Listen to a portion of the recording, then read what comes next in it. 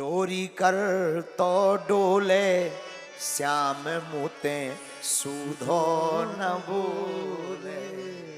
चोरी कर तो डोले श्याम मुते सूधो न बोले। मैया एक तो जी चोरी करे और सीधो ना बोले, और ज्यादा अगर कहो सो कह देता ठीक है तो कल देखना। तो कल क्या करता है? कल ये जाता है तो गइयों के बछड़ों को खोल देता, सब गइयों के बछड़ों को खोल देता। दूध एक बिराक नहीं होता, फिर घर में पूरा दूध पी जाते वो बछड़े। तो मैया ने कहा कि हमारे कन्हैया की आदत है, जब मैं दुहने बैठती हूं तो बछड़े खोल देता है। शायद तू गाय दुहने जा रही होगी सोई खोल। अरे बोले नहीं, दिन में 12 बजे।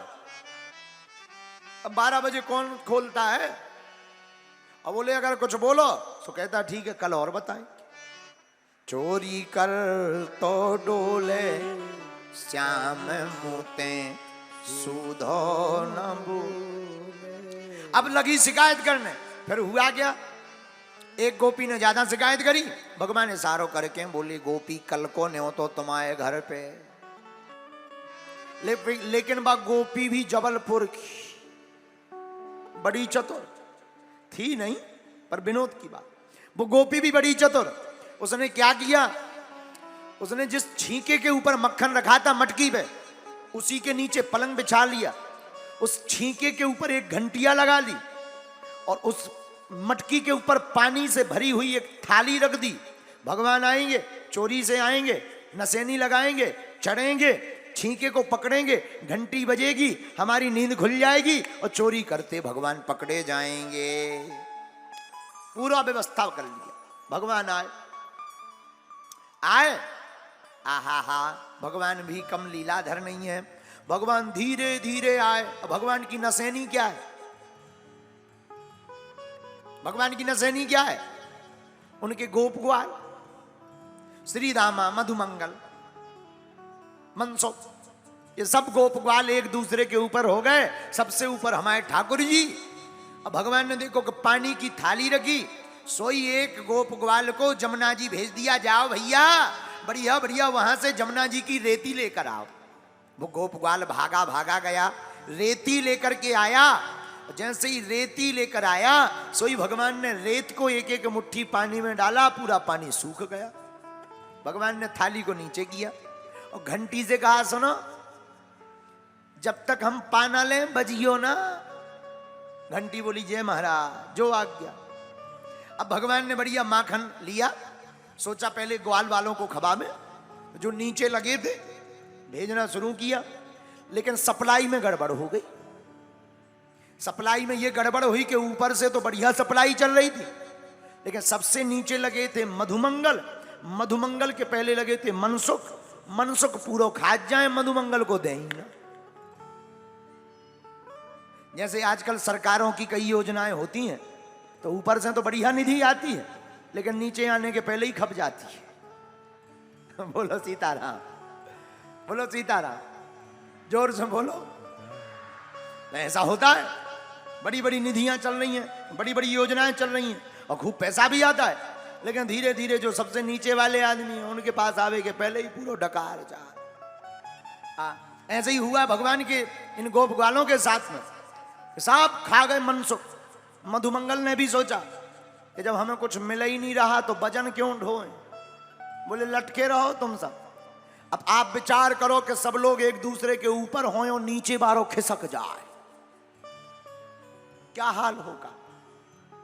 और सरकारों को भी विचार करना चाहिए कि जिनको नहीं मिल रहा वो नीचे वाले लोग हैं, और जो सबसे निम्न स्तर पर बैठे हैं अगर वो खिसक जाएं तो क्या होगा? होगा क्या? जैसे ही मधुमंगल नीचे से खिसके सब धड़ाम धड़ाम करके गिर गए और भगवान झूला झूलत छींके पे लटक गए। अब क्या? भगवान झूल रहे और जो आवाज सुन के गोपी जग गई। हे कौन है? ब्रजवासी भग गए, भगवान कन्हैया पकड़े गए, ठाकुर जी पकड़ गए। गोपी बोली महाराज क्या कर रहे हैं? ठाकुर जी बोले पहले नीचे उतारो फिर बताइए। अबे तो झूला झूल रहे हैं महाराज, झूला इतैया मिलो घरे न झूलती। कन्हैया बोले हम बाद में बताएंगे, पहले उतारो। गोपी बोली हैं हम उतारेंगे तुम भग जाओ। गोपी बांध लेना लेकिन उतारो नीचे। गोपी ने नीचे उतारा, भगवान उतरे।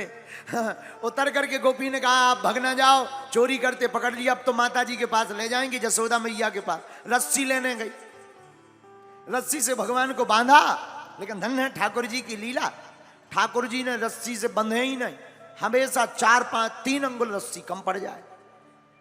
पूरे घर की रस्सी लगा दें, कपड़ा लगा दे, पर जब गांठ बांधने की टाइम आवे तो 3 अंगुल रस्सी कम पड़ जाए। भगवान बोले क्या हुआ? गोपी बोली महाराज पता ही नहीं, पूरी रस्सी लगा दी आप बंध ही नहीं रहे। भगवान बोले गोपी तुमसे बांधना नहीं आता है। गोपी बोली तो क्या करें? भगवान बोले अगर तुम बुरा ना मानो तो हम सिखा दें। तो गोपी बोली है आप अगर सिखाओगे तो भग नहीं जाओगे। भगवान बोले अभी तक गए? बोले नहीं गए। बोले फिर कहां से जाए, हम वचन देते हैं, हम पे भरोसा करो। गोपी बोली ठीक है, भागना नहीं है। हाँ बिल्कुल।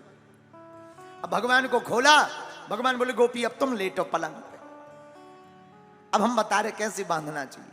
भगवान ने ली रस्सी से पहले पावन में जोर से गांठी लगा, पूरा शरीर बांधो, हाथ दो लेके और बढ़िया भगवान ने जोर से गांठी। गोपी ऐसो कसना चाहिए। गोपी बोली वाह महाराज बहुत अच्छा बांध दिया, अब तो हम बंध गए, अब खोलो। भगवान बोले हैं खोलने के लिए बांधना था, खोलने के लिए ही बांधना होता तो बांधते। भगवान अंगूठा बोला के दिखा के बोले तिली ली ली ली ली ली ली ली और भग गए। बिचारी गोपी सामलो बंधी रही। जब शाम को पति काम करके आया, दरवाजा खटखटाया, गोपी बोली अब काय में खोलिए, हम तो बंधे पड़े। अब पति को उधर बाहर दिमाग खराब कि तो शाम ऊपर से दरवाजा नहीं खुल रहा, क्या गड़बड़ है। अब बेचारी गोपी बंदी। जब पति पीछे की तरफ से आया, जब देखा क्यों बंधी हो, बोले बांधने वाला बांध गया सो बंधे हैं। बोले किसके कारण? बोले कन्हैया के कारण। तो बोले क्यों? बोले कुछ नहीं, बांध वो सीख रहे थे, ऐसा सीख रहे थे। अब बोले हाँ ट्रायल तो ऐसा ही होते, वही चक्कर में तो बंधे हैं। पूरी घटना बताई, पति भी बड़ा नाराज हुआ, लेकिन वो भी भावुक था, भगवान के प्रति उसका भी भाव था। सच बतावे माखन चोरी तो एक बहाना है। गोपियां खुद चाहती कि कन्हैया हमारे घर पर आवे ताकि इनका दीदार होता रहे। ये साधारण नहीं है, गोपियां कोई साधारण स्त्रियां नहीं है, वासना युक्त स्त्रियां नहीं है। ये सभी गोपियां उपासना की देवियां हैं, ये सभी गोपियां देवता हैं, वेदों की ऋचा हैं। ये तो एक खेल है, भगवान के दर्शन करने का एक बहाना है।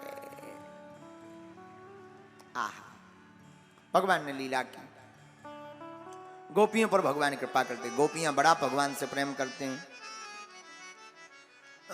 आगे श्रीधाम वृंदावन में सब रहते हैं, गोकुल को त्याज्य कर देते हैं। वृंदावनम वनम वृंदावनम नाम पसभ्यम नवकाननम गोपी गोपी गवाम सेव्यम पुण्याद्रतृणो विरुधम। आहा गोकुल को छोड़ दिया, वृंदावन में भगवान वास करने लगे। प्रेम की पिपासा देख देख निज प्रेमियों को प्रेम का समुद्र सीमा तोड़ के बहाया है। भावुक रसीले जन निराश न होंगे, अब कामना की पूर्ति हेतु कल्प तरु लगाया है। चिंतामणि जटिल चारु चादर बिछाई जहां, चिंतामणि जटिल चारु चादर बिछाई जहां, भांति प्रति भांति कुंज कुंज से सजाया है। भारत का भूषण तिलक तीनों लोकों का, भक्तों के वास हेतु वृंदावन बसाया है। भक्तों के वास हेतु वृंदावन